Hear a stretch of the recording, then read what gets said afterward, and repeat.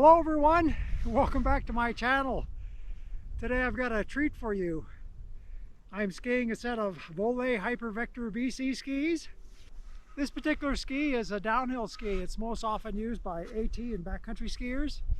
And Voile classifies it as an all-mountain ski or a mountaineering ski. It has basically the same design as the Voile Objective, only it's much wider. One question that keeps coming up over and over again is how wide of a ski can you put the Rottefella Xplore binding on and ski with Alfa free boots? You know, people often wonder, why do you need a super wide ski? And would it be silly to mount something that's essentially an off-trail backcountry, cross-country binding on a downhill ski? Well, out west here, there's times when we really get deep powder. And just a couple weeks ago, I was skiing and the powder was so deep, I was on my S-bound 98s. There's just no way I could get up on top of the snow. And while that's not a real common occurrence, when it does happen, you know, a super wide, long ski will give you that float. It'll just make that downhill cross country just a better experience.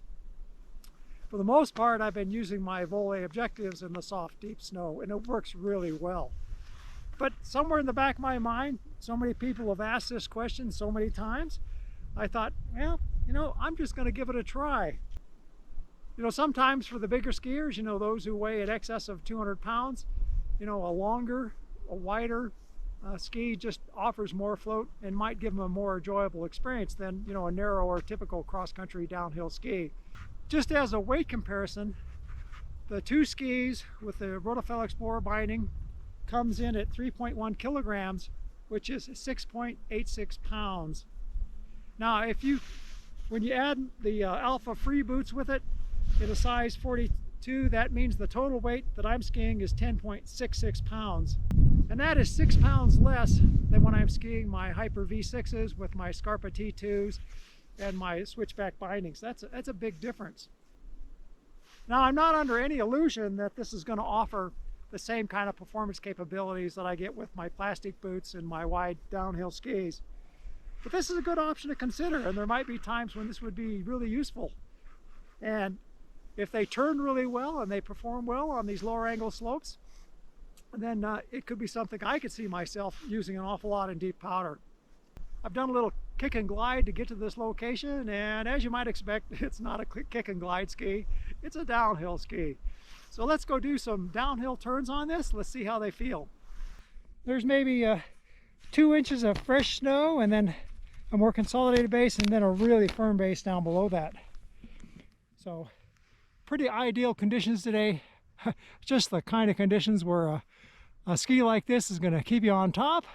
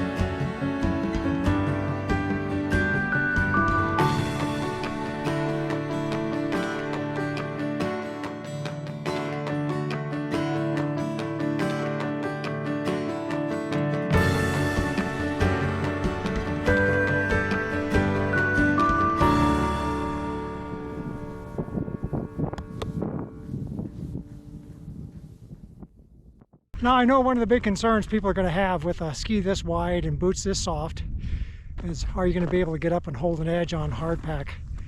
And I don't know. This is not the combination I would use for that.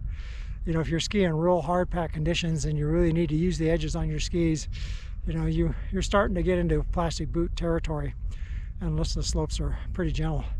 Now, of course, if your height and weight is such that you can get by with a Voile Objective, I think that's probably a better bet for most people. It's narrower and lighter all the way around, has similar turn characteristics. It just does not going to offer the float that this setup does. So I've done several laps on these Voile HyperVectors with my Alfa free and the new Rottefella Xplore binding. And it actually skis very well, much better than I thought it would on such a wide ski. But it's going to be a pretty limited quiver. You know, these are downhill skis. They're designed for AT. In fact, Voile won't warranty the skis if you put anything on them other than an AT binding. And in the past, they've had telemark bindings pull out of their Hyper class of skis. But when I mounted these just the other day, I glued them in and I screwed them in. And I had a screwdriver I could put a lot of force on. And I'm very confident that I'm not going to pull these bindings out skiing with a soft leather boot. I just don't think you can put enough force on them to pull them out. So whatever they're using for a substrate in these, where the bindings go, there's plenty of bite. You just need to make sure that you drill the right size hole and that you glue them in. Now that's caveat emptor. They won't warranty. If you put these bindings on these skis, Voile is not going to warranty them if they pull out. So this is kind of a unique situation. You know, who in the world would want this combination?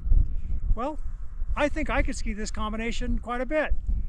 Out here in northwest Wyoming, there's times we get big dumps of snow.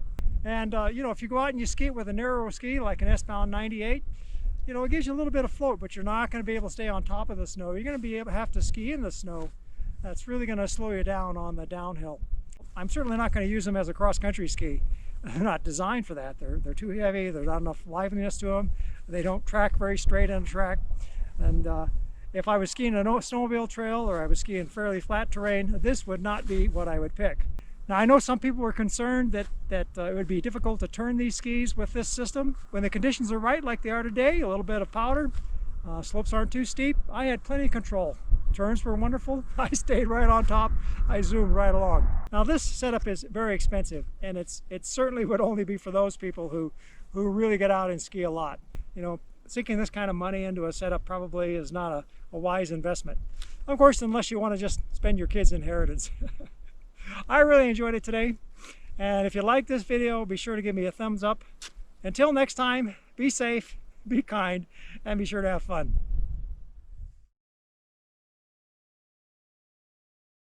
Another question I've gotten recently on these downhill skis is, where do you mount the binding? And I did a video, I'll put a link down below, of where I mounted a set of S-bound 98s with the Rottefella Xplore binding. And I essentially put the pin line on the balance point of the ski. Now for downhill skis, they use a different type of measurement. They actually have a recommended location for the boot center. And Voile gives the distance between the tip of the ski and where the center of the boot is. Just out of curiosity, I went ahead and found the balance point on this ski and I marked it. And then I went ahead and measured where the boot center was on this particular ski, and I compared where the pin line was based on Voile's recommendation versus where the balance point was.